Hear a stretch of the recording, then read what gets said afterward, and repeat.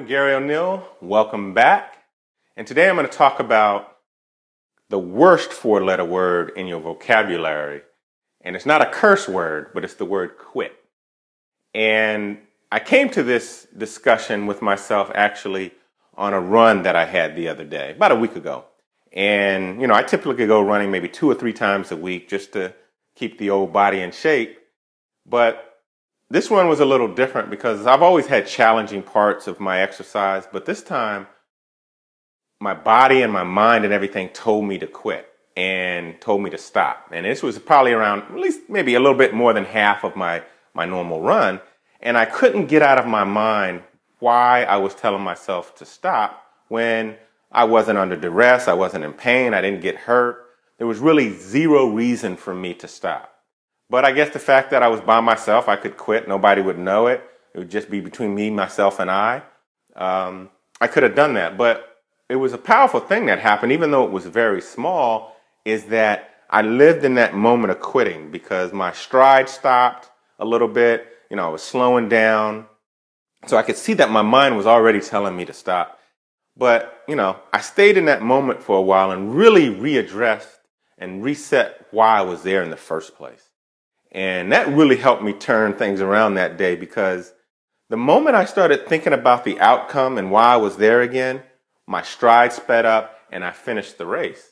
And I thought, what? This is what business entrepreneurs go through all the time.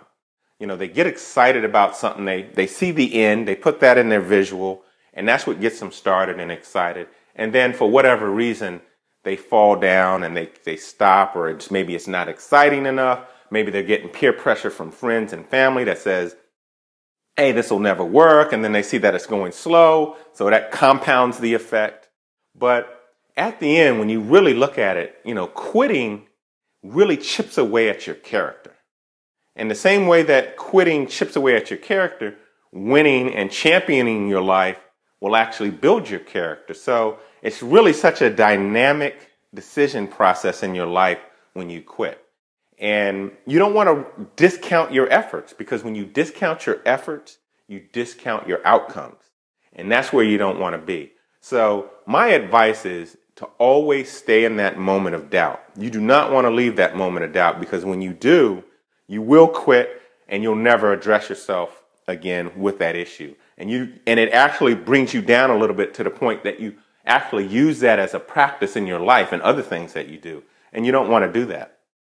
And, quitting can be a poison, because once it starts getting going in your body, it just takes over. And it takes just a little perseverance in those moments to really get you through and get you by those tough times. And when I say that, you should live in those moments, you should live in those moments to bring out reality in the situation. And when you really think about it, that's what you're dealing with is reality, because what your mind is telling you is not real.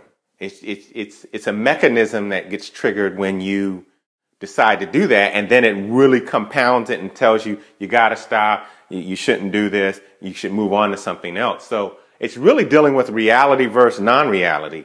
And your point of stopping and living in that moment is to get to the reality of things. And the reality is you have set a goal and that you want to meet it.